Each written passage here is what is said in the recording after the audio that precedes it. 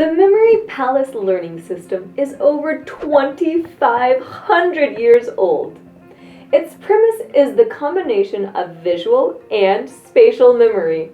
The Greek poet Simonides was at a banquet hall, but when he went outside, the banquet hall collapsed, crushing every attendee. He realized he could recall each of them just by their former place in the banquet. The idea is to use the familiarity of our usual places to trigger the memory of other things we're learning. Hola, I'm Abby, and this is Spanish Academy TV, where we share our language expertise, cultural insight, and more. If you're new and find today's subject appealing, subscribe to never miss out on our content. Memory palaces will change the way you learn. Let's begin.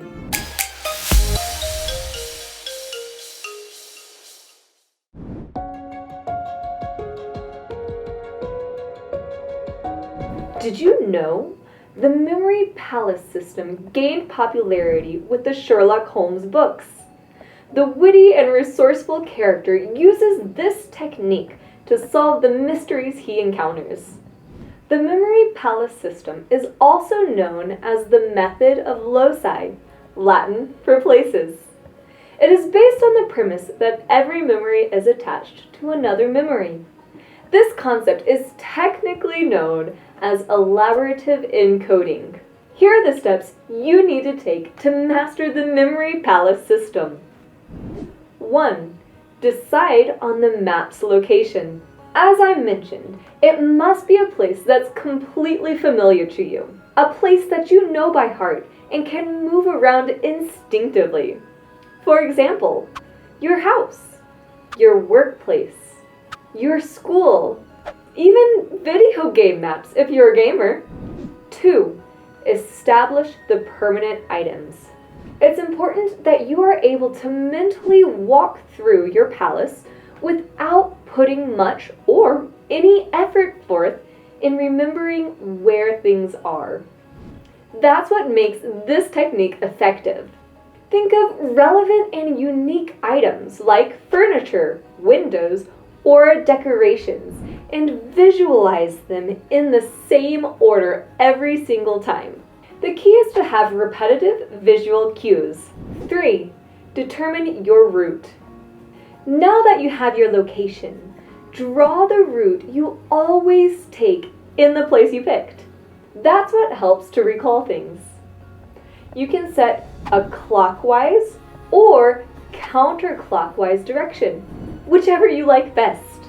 Some assign a number to each object to be more organized. And as you set up the route, you can quiz yourself to make sure you remember everything precisely. 4. Add information. Now comes the essence of the matter. Associating something to the objects in the room you picked. Whatever you need to memorize, you must convert it into a visual form, even if it's something that seemingly makes no sense. You can involve colors, textures, or feelings. Let's say you are memorizing pronouns in Spanish through flashcards. Your first flashcard says yo. You can assign yo to the image of a cup of coffee because you love coffee, and that's a very personal trait of yours. So now you have the image of yo as a cup of coffee. But where do you find that cup of coffee? Maybe you always put it on your desk. The first object that you see when you walk into your bedroom to your right. Roughly, your memory palace looks like this. Your location, your bedroom. Your path begins to your right. Your first element to memorize, pronoun yo. The image of yo, a cup of coffee. Your first object, your desk. Can I create more than one memory palace? As you master the creation of your very first memory palace, You might be tempted to create more places. For example, using your living room to memorize one school subject, and then your bedroom to memorize the foreign language you're learning. While it sounds doable, it can actually lead to confusion and overwhelm. So I suggest you don't create more than one or maybe two memory palaces at a time. A memory palace is an effective, entertaining method to learn something new. However, it's not the only one. Everybody has different needs and abilities to learn new things, like a foreign language. And that's what HSA is here for. Our one-on-one classes with native Spanish-speaking teachers offer excellent methods to become a fluent speaker and master all of your skills. Sign up today for a free class and discover the learning method that works for you. Now, let me help you build your own memory palace based on my experience. Here's what I did when I was learning Spanish. 1. I picked my bedroom as my location because that's where I spent most of my time working and studying. My bedroom has 3 main stations: entertainment, resting, working. 2. I divided my established location to make it easier for me to remember the permanent items I'll be using for my palace.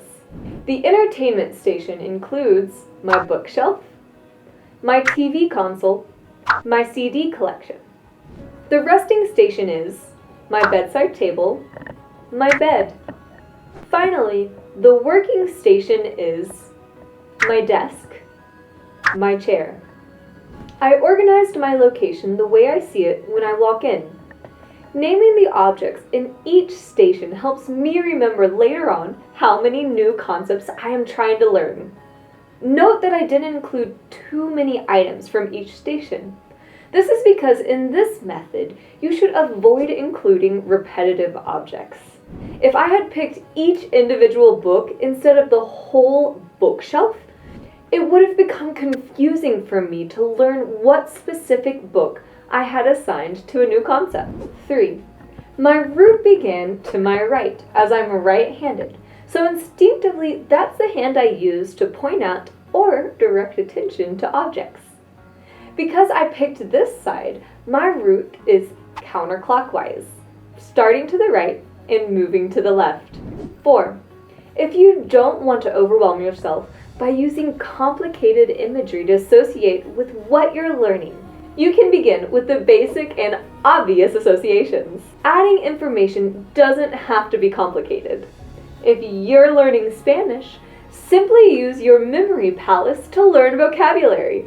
If my first object is my bookshelf, I can remember that book is libro, and shelf where I store my books.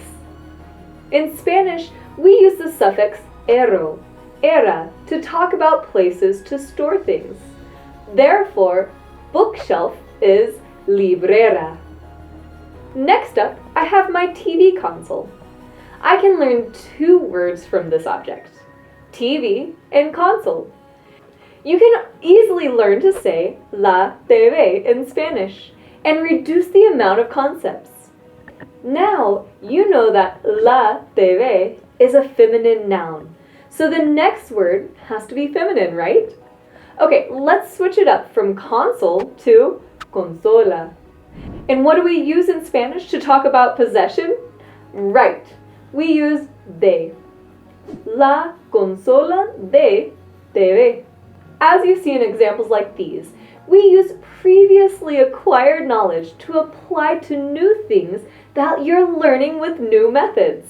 As you learn more and build your memory palace more to your liking, you can use different types of imagery to associate it with objects and concepts you're learning.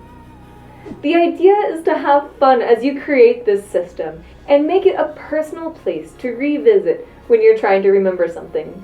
Memory palaces promise to sharpen your memory while you learn something new. It's a good idea to revisit your location in your head because that will help to remember things easier and faster every time you discuss the subject. Make a memory palace that fits your needs and don't overwhelm yourself with overly complicated locations or imagery. Let us know what you want to learn about next and we'll hear you out. Is it Spanish vocabulary? Is it cultural insights? You name it. Leave a comment below if you found the memory palace system useful or even intriguing, and tell us about your ideal place to learn and memorize new concepts. Keep learning and get motivated to discover the wonderful world of the Spanish language. Hasta pronto! I hope you enjoyed this video, and don't forget to leave a like, subscribe to our channel, and click that notification bell to never miss the best Spanish content on the web.